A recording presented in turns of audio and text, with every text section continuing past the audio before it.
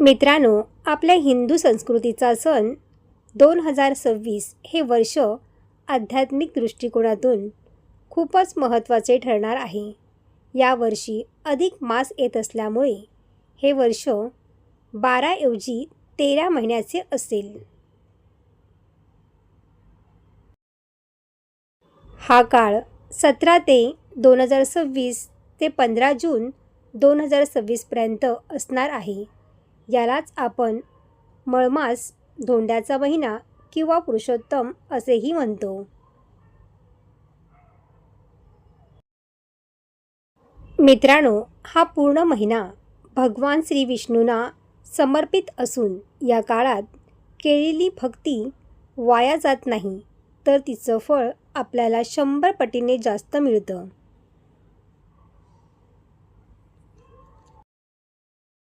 आपल्या आयुष्यातील दुःख आणि नकारात्मकता दूर करण्यासाठी या महिन्यामध्ये काही नियम पाळणे आवश्यक आहे. अधिक मासातील पाळावयाचे सर्व महत्त्वाचे नियम.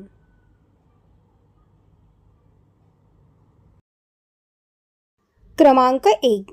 विष्णू मंत्राचा जप. या पवित्र महिन्यात श्रीहरीच्या उपासनेला सर्वाधिक महत्त्व आहे. ओम नमो भगवते वासुदेवाय या मंत्राचा जप केल्याने मानसिक शांती मिळते आणि जीवनातील नकारात्मकता दूर होते.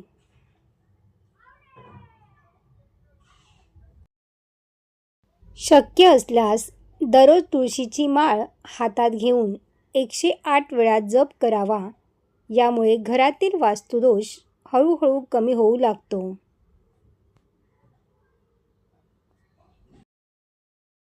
क्रमांक 2.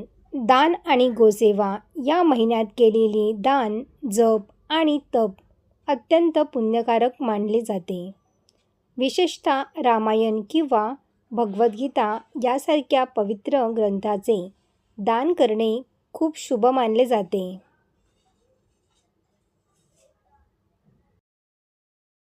तसेच गोमातेची सेवा या महिन्यात आवर्जून करावी. गाईला हिरवा चारा किंवा गुळपोळी खायला दिल्याने सर्व देवांचा आशीर्वाद एकाच वेळी लाभतो. क्रमांक 3. वस्त्र आणि दीपदान. वस्त्रदान आणि दीपदान केल्याने जीवनात सकारात्मक ऊर्जा येते.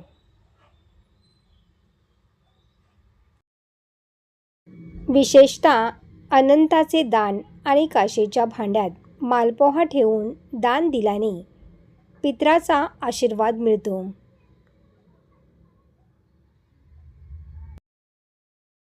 दीपदान करताना शक्यतो शुद्ध तुपाचा वापर करावा. यामुळे घरातील लक्ष्मी स्थिर राहते आणि कुटुंबातील सदस्यांचे आरोग्य सुधारते.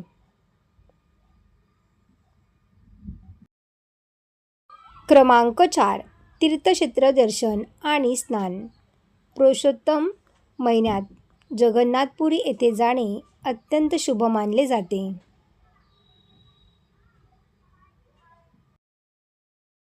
जर तिथे जाणे शक्य नसेल तर आपल्या जवळच्या कोणत्याही पवित्र नदीत स्नान करावे किंवा मंदिरात सेवा करावी.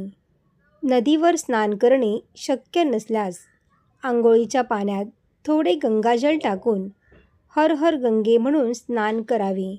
त्यानेही तीर्थस्नानाचेच पुण्य मिळते.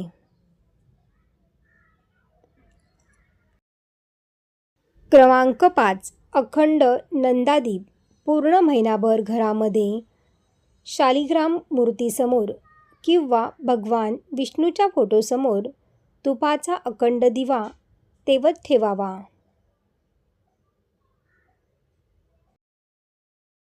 यामुळे मागील जन्मातील पापाचे शालन होऊन घरात सुख समृद्धी नांदते. हा दिवा लावताना वात कापसाची असावी आणि दिव्याची ज्योत ईशान्य दिशेला राहील याची काळजी घ्यावी.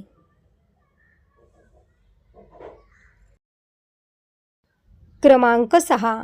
ग्रंथ वाचन. या महिन्यात पुरुषोत्तम महात्मा किंवा श्री महाभागवत वाचावे.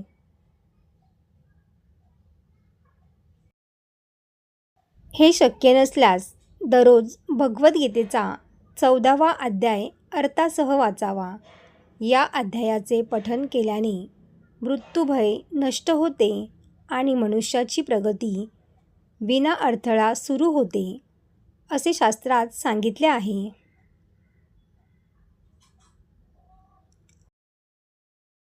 क्रमांक 7.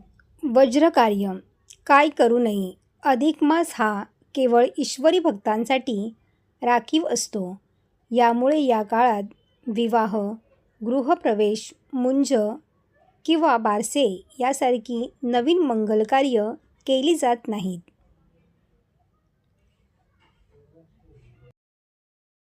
शास्त्रानुसार या महिन्यामध्ये सुरू केलेल्या शुभकार्याचे अपेक्षित फळ मिळत नाही, म्हणून हा काळ केवळ नामस्मरण आणि आध्यात्मिक शांततेसाठी वापरला जातो.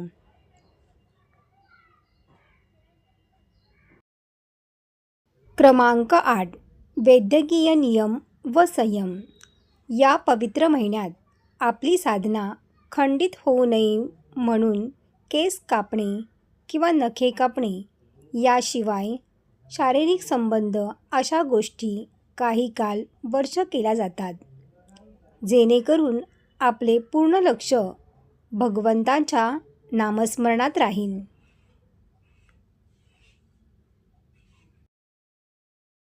क्रमांक 9. सात्विक आहार. या महिन्यात आहार शुद्ध असावा.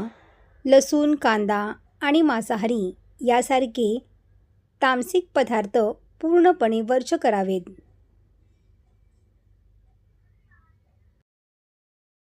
सात्विक आहारामुळे आपल्या मनातील विचार शुद्ध राहतात आणि पूजा पाठ करताना एकाग्रता टिकून राहण्यास मोठी मदत होते. क्रमांक 10. जावयाचे पूजन. जावयाला विष्णू स्वरूप मानून प्रेमाने जेवू घालणं, धोंडा जेवायला घालणं आणि 33 आशयाचे वाण दिले जाते, कारण अनारशामधील असंख्य छिद्र हे घरातील संकटे आणि इडापिडा दूर होण्याचे प्रतीक मानले जातात.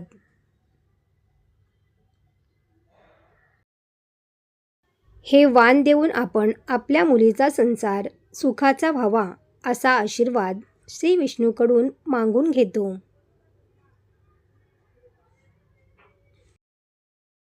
क्रमांक 11. आईची ओटी भरणे. अधिक मासात लेकीने आपल्या आईची ओटी भरण्याची खूप जुनी परंपरा आहे.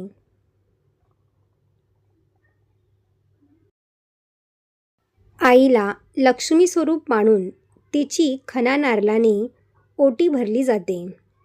अशावेळी खण ऐवजी तिला एखादी साडी किंवा तिला आवडणारी भेटवस्तू देऊन तिचे आशीर्वाद घ्यावेत.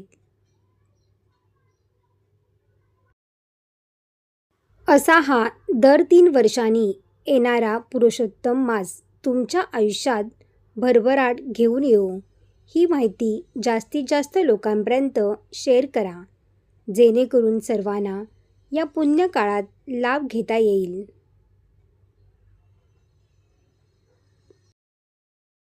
ओम नमो भगवते वासुदेवाय. श्री स्वामी समर्थ.